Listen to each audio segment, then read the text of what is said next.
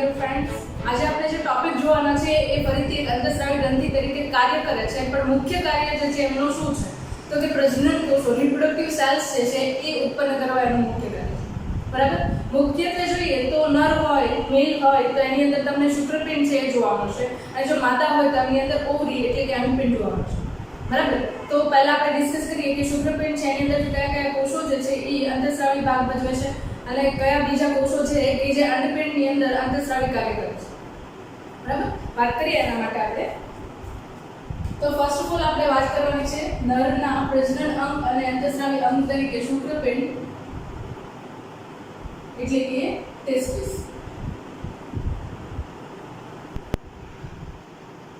બરાબર. ઓકે.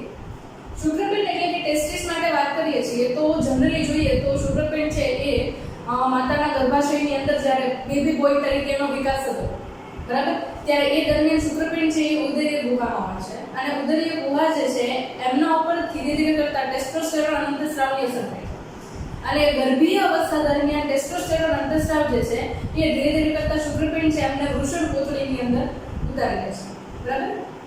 તો આ જે પ્રોસેસ છે એની અંદર શું જોઈએ છે આપણે તો કે ટેસ્ટોસ્ટેરોન છે એ ગર્ભીય અવસ્થાથી લઈને પુખ્ત અવસ્થા સુધીમાં જે કોઈ પણ પ્રજનનને લગતા તબક્કાઓ આવે છે, રિપ્રોડક્ટિવ સ્ટેજીસ આવે છે, બધા ઉપર ઇફેક્ટ કરે છે. બરાબર.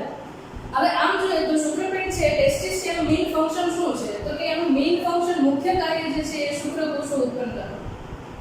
શુક્રકોષ ઉત્પાદન, પ્રોડક્શન ઓફ સ્પર્મ, આ એનું મુખ્ય કાર્ય છે. અને બીજા અગત્યના કાર્ય તરીકે જોઈએ તો એ શું કરશે તો કે નર જાતીય અંતઃસ્રાવનો સ્ત્રાવ કરવો, મેલ સેક્સ હોર્મોન, નર જાતીય અંતઃસ્રાવ નો સ્ત્રાવ. હવે મુખ્ય નર જાતીય અંતઃસ્રાવ જોઈએ તો અહીંયા આગળ એ અંતઃસ્રાવ છે ટેસ્ટોસ્ટેરોન છે. બરાબર. કયો છે? ટેસ્ટોસ્ટેરોન. બરાબર. આ જે છે એ મુખ્ય નર જાતીય અંતઃસ્રાવ છે. ઓકે. વાત કરીએ કે કયા પ્રકારના કોષો જે છે એ એમનો સ્ત્રાવ કરે છે. બીજો એક અંતઃસ્રાવ છે કે જે નર જાતીય અંતઃસ્રાવ તો નહીં કહું પણ શુક્રપિંડ વડે મુક્ત કરવામાં આવે છે, જેને આપણે કહીએ છીએ ઇન્હિબિન. બરાબર. આ પણ એક બીજો અંતઃસ્રાવ છે કે જે શુક્રપિંડમાંથી મુક્ત થાય છે.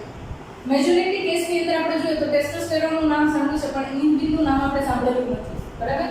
તો થોડું નીટ કે પછી બીજી કોઈ પણ કોમ્પિટિટિવ એક્ઝામને લઈને મેં થોડું એક્સ્ટ્રા એની અંદર તમને એક્સપ્લેન કરવાની ટ્રાય કરી છે. બરાબર. હમણાં હું તમને વાત કરી એ રીતે જ્યારે ગર્ભીય અવસ્થા હોય, એમ્બ્રિયોનિક સ્ટેજ હોય, ત્યારે માતાના ગર્ભાશયની અંદર ઇન ફિમેલ ફોર્મ અહીંયા આગળ શુક્રપિંડ જે છે એ ઉદરીય ગુહામાં હોય. બરાબર. એબ્ડોમિનલ કેવિટી છે ત્યાં આગળ પ્રેઝન્ટ. ધીરે ધીરે કરતા ટેસ્ટોસ્ટેરોન હોર્મોનની ઇફેક્ટના કારણે શરીરની બહારની બાજુ વૃષણ કોથળીની અંદર શુક્રપિંડ ઉતરી આવતો હોય છે. આની પાછળનું સાયન્ટિફિક રીઝન શું છે તો કે શરીરનું તાપમાન છે એના કરતાં 2 થી 3 ડિગ્રી સેન્ટીગ્રેડ જેટલું તાપમાન છે ઓછું રહેવું જોઈએ, જેના કારણે સ્પર્મેટોજેનેસિસ એટલે કે શુક્રકોષ ઉત્પાદનની પ્રક્રિયા છે એ થઈ શકે. બરાબર. આપણા બોડીનું ટેમ્પરેચર 37 ડિગ્રી સેન્ટીગ્રેડ છે, એ ટેમ્પરેચરમાં શુક્રકોષ જનનની પ્રક્રિયા શક્ય નથી. તો એના માટે અહીંયા આગળ તમને શુક્રકોષ જે છે એના ઉત્પાદન માટે શુક્રપિંડ છે સ્ટ્રોટમ સેક એટલે કે વૃષણ કોથળી છે એની અંદર ઉતરી આવતા જોવા મળે છે. બરાબર. અને એ ગર્ભીય અવસ્થા દરમિયાન જે એ પ્રક્રિયા થાય છે એના માટે પણ જવાબદાર છે કોણ છે તો કે ટેસ્ટોસ્ટેરોન અંતઃસ્રાવ. બરાબર. ઓકે. વાત કરીએ આના માટે. હવે શુક્રપિંડ છે એને તમે એક્ઝેક્ટલી જુઓ અને જ્યારે આપણે એનો આડછેદ લઈએ છીએ, બરાબર, ફોર એક્ઝામ્પલ આ શુક્રપિંડ છે જ્યારે આપણે એનો આડછેદ લઈએ છીએ ત્યારે આપણને સ્લાઇડની અંદર રાઉન્ડ શેપની અંદર આપણે એક સ્ટ્રક્ચર દેખાય. બરાબર. અને ઘણા બધા પટલની સંરચના વડે મિનિફેરસ ટ્યુબ્યુલ્સ એટલે કે શુક્રોત્પાદક નલિકાઓ છે એ ગોઠવાયેલી છે. એક ખંડિકા બને છે એની અંદર લગભગ 2 થી 3 સેમિનિફેરસ ટ્યુબ્યુલ્સ આવેલી છે. બરાબર. વધારે ડિટેલ ચર્ચા જે છે આની આપણે રિપ્રોડક્ટિવ સિસ્ટમ સ્ટડી કરવાના છે, મેલ એન્ડ ફિમેલ. બરાબર. એની અંદર વધારે ડિટેલમાં હું પાછી તમને કરાવીશ. ફોર એક્ઝામ્પલ અહીંયા આગળ આ જે છે એ શુક્રોત્પાદક નલિકા છે. બરાબર. હવે શુક્રોત્પાદક નલિકા જે છે એની અંદર અલગ અલગ કોષો આવેલા છે. બરાબર. અને એ કોષો જે છે એમાં તમે જુઓ તો એક પ્રકારની સર્ટોલી સેલ્સ પણ આવેલા છે. બરાબર. આ શુક્રોત્પાદક નલિકા છે એને તમે થોડું ઝૂમ કરો, આપણે બહાર લઈએ. આ શુક્રોત્પાદક નલિકા આ બ્લેક પેન ઓકે. આ જે છે એ ધારો કે શુક્રોત્પાદક નલિકા છે. તો એ શુક્રોત્પાદક નલિકા છે એની અંદર મુખ્યત્વે તમને બે પ્રકારના કોષો મળશે. એક જે છે એમને કહીએ છીએ આપણે સર્ટોલી કોષો અને બીજા જે કોષો છે એમને કહીએ છીએ આપણે જનન અધિચ્છદીય કોષો. કે જેમાંથી હવે આ જે છે એને હું શું કહું છું? જનન અધિચ્છદીય કોષો. એટલે કે જર્મિનલ એપિથેલિયલ સેલ્સ. Germinal એપિથેલિયલ cells. બરાબર. અને બીજા જે તમને સેલ દેખાય છે અહીંયા ગ્રીન કલરમાં મેં તમને બતાવ્યા છે એ સેલ જે છે એમને આપણે કહીશું સર્ટોલી સેલ્સ. એટલે કે સર્ટોલીના કોષો. બરાબર.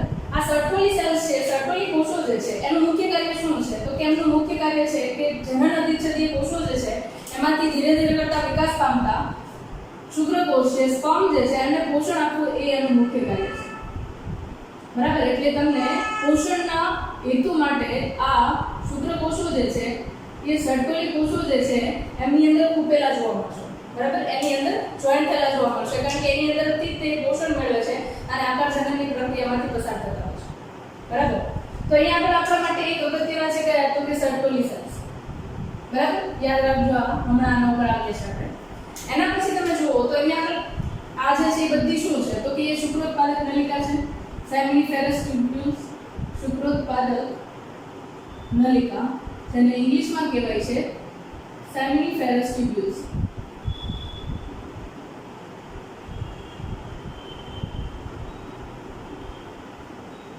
સેમિનિફેરસ ટ્યુબ્યુલ્સ.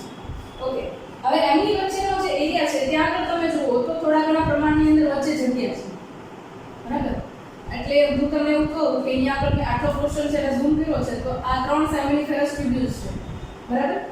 એમની વચ્ચે જે જગ્યા છે આંતરનલિકીય અવકાશ, ત્યાં આગળ ચોક્કસ પ્રકારના કોષો આવેલા છે જેને આપણે આંતરાલીય કોષો કહીએ અથવા તો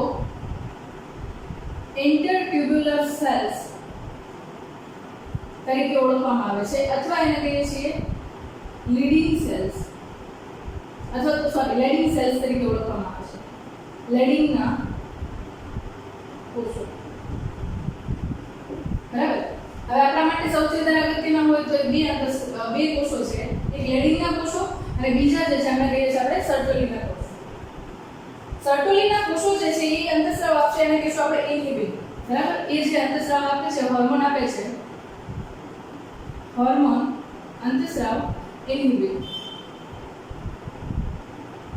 બરાબર. આ જે લેડિંગના કોષો છે એ જે અંતઃસ્રાવ આવે છે એ છે મુખ્ય જાતીય અંતઃસ્રાવ, નર જાતીય અંતઃસ્રાવ ટેસ્ટોસ્ટેરોન. બરાબર. આ બંને અંતઃસ્રાવો છે એ અલગ અલગ પ્રકારના કોષો છે એના વડે સ્રાવ. બરાબર. પણ સ્ત્રાવ ક્યારે થશે એ વસ્તુ છે એના ઉપર આપણે ધ્યાન આપવાનું છે. તમને યાદ હોય તો આપણે આગળના લેક્ચરની અંદર અગ્ર પિટ્યુટરી ગ્રંથિ, પોસ્ટીરિયર પિટ્યુટરી ગ્લેન્ડ છે. બરાબર. એડિનો હાઇપોફાઇસિસ એ ભણી ગયા છે. હવે એ એડિનો હાઇપોફાઇસિસ ને જરા યાદ કરીએ તો એની અંદર તમે જોઈ ગયા કે follicle stimulating hormone and luteinising hormone આ બંને અંતઃસ્રાવ આપતા. તો ફોલિકલ સ્ટિમ્યુલેટિંગ હોર્મોન જે છે એમની અસરના કારણે અહીંયા આગળ તમને સર્ટોલી સેલ્સ જે છે એ ઇન્હિબિન હોર્મોન છે નો સ્રાવ કરતા જોવા મળશે. યાદ રાખજો ક્યાં કીધું મેં? પોસ્ટીરિયર પિટ્યુટરી ગ્રંથિ, અગ્ર પિટ્યુટરી ગ્રંથિ, anterior pituitary gland. Anterior pituitary gland છે એમની અંદરથી કયો આવશે? તો કે FSH hormone, follicle stimulating hormone. Follicle stimulating હોર્મોનના એડવાન્સ લેવલ પર ઇન્હિબિન અંતઃસ્રાવ છે નો સ્રાવ. હવે એક લેવલ કરતા જ્યારે ઇન્હિબિન અંતઃસ્રાવ છે નું પ્રમાણ વધી જશે એટલે બ્લડની અંદર પ્રમાણ વધી ગયું. આવું બ્લડ જ્યારે ફરતું ફરતું પાછું અગ્ર પિટ્યુટરી સુધી પહોંચે છે ત્યારે નેગેટિવ ફીડબેક મિકેનિઝમ દ્વારા અહીંયા આગળ FSH હોર્મોન જે છે એમનો સ્રાવ છે બંધ થઈ જશે જેના કારણે ઇન્હિબિન અંતઃસ્રાવ છે એમનો સ્રાવ પણ ઓછો થઈ જશે. એટલે એક જોતા તમે અહીંયા જુઓ તો ઇન્હિબિન અંતઃસ્રાવનું મુખ્ય કાર્ય શું છે? તો કે FSH ને કંટ્રોલ કરવાનું. બાકી આપણને ખબર છે કે ફોલિકલ સ્ટિમ્યુલેટિંગ હોર્મોન છે એ શુક્રકોષ જનનની પ્રક્રિયા છે એને ઉત્તેજવાનું કામ કરે છે. બરાબર. સ્પર્મેટોજેનેસિસની પ્રોસેસ છે એને એન્હાન્સ કરવાનું મુખ્ય કાર્ય કરે છે. બરાબર. અને સાથે સાથે તમે જુઓ તો બીજા જાતીય લક્ષણો છે એના ઉપર પણ અસર દર્શાવે છે. ઓકે, એના સિવાયનો બીજો જે છે એને આપણે કહીએ છીએ ટેસ્ટોસ્ટેરોન. ટેસ્ટોસ્ટેરોન જે છે લેડિંગના કોષો છે, લેડિંગ સેલ્સ છે એમના વડે ઉત્પન્ન થાય છે. બરાબર. એ પણ કોના વડે ઉત્પન્ન થાય છે તો કે અગ્ર પિટ્યુટરી ગ્રંથિ છે, એન્ટેરિયર પિટ્યુટરી ગ્લેન્ડ, એની અંદરથી આવતો interstitial cell stimulating hormone ICSH. I think હું આ ભૂલી ગઈ છું તમને. અગ્ર પિટ્યુટરી અંતઃસ્રાવ છે એની અંદર કહેતા, બરાબર. એન્ટેરિયર પિટ્યુટરી છે એની અંદર મેન્શન નથી કરેલું, પણ આ યાદ રાખજો, interstitial cell stimulating hormone. Interstitial cell એટલે કયા તો કે જ્યારે કોષો છે કે અથવા નલિકાઓ છે એની વચ્ચેની જગ્યા હોય અને ઇન્ટરસ્ટિશિયલ સ્પેસ કહેવાય, આંતરાલીય અવકાશ, બરાબર. ઇંગ્લિશમાં એને કહીએ છીએ ઇન્ટરસ્ટિશિયલ સ્પેસ. તો એ જગ્યામાં આવેલા જે કોષો છે એમને આપણે નામ આપીએ છીએ ઇન્ટરસ્ટિશિયલ સેલ. ઇન્ટરસ્ટિશિયલ સેલ એટલે અહીંયા આગળ શુક્રપિંડની અંદર કયા થયા લેડિંગના કોષો, બરાબર. તો લેડિંગના કોષોને ઉત્તેજિત કરતો અંતઃસ્રાવ એટલે ઇન્ટરસ્ટિશિયલ સેલ સ્ટિમ્યુલેટિંગ હોર્મોન, બરાબર. એને શોર્ટ ફોર્મ ની અંદર ICSH કહીએ છીએ. લખી દઉં છું અહીંયા, ઇન્ટરસ્ટિશિયલ સેલ સ્ટિમ્યુલેટિંગ હોર્મોન, બરાબર. Interstitial cell stimulating hormone. હવે આ અંતઃસ્રાવની અસર હેઠળ લીડિંગના કોષો છે એ સતત સક્રિય થશે અને એ લીડિંગના કોષો જે છે એ ટેસ્ટોસ્ટેરોન અંતઃસ્રાવ સ્રાવ, બરાબર. યાદ રાખજો, ટેસ્ટોસ્ટેરોન જે છે એક પ્રકારના સ્ટીરોઇડ અંતઃસ્રાવ છે. કયા અંતઃસ્રાવ છે? સ્ટીરોઇડ અંતઃસ્રાવ છે જે મેઇનલી કોલેસ્ટેરોલ છે એની અંદરથી બને છે, બરાબર. આપણા બોડીની અંદર મેટાબોલિક પ્રોસેસ થાય છે એના વડે બનતા હોય છે. હવે ટેસ્ટોસ્ટેરોન જે છે એની મેજર ઇફેક્ટ જોઈએ. આપણને ખબર છે કે મેલની અંદર સેકન્ડરી કેરેક્ટરિસ્ટિક બધી ડેવલપ થતી હોય જ્યારે એજ આવે ને પ્યુબર્ટી, બરાબર. પુખ્તાવસ્થા સુધી પહોંચે ત્યાં સુધીમાં એમનો અવાજ ઘેરો થવો, મસલ ડેવલપમેન્ટ થવી, પ્યુબિક હેર ડેવલપમેન્ટ થવા, બોડીની અંદર હેર ડેવલપમેન્ટની પેટર્ન, બરાબર. તો આ બધા જ જે કેરેક્ટર છે એના વડે મેન્ટેન થતા હોય છે ટેસ્ટોસ્ટેરોન, બરાબર.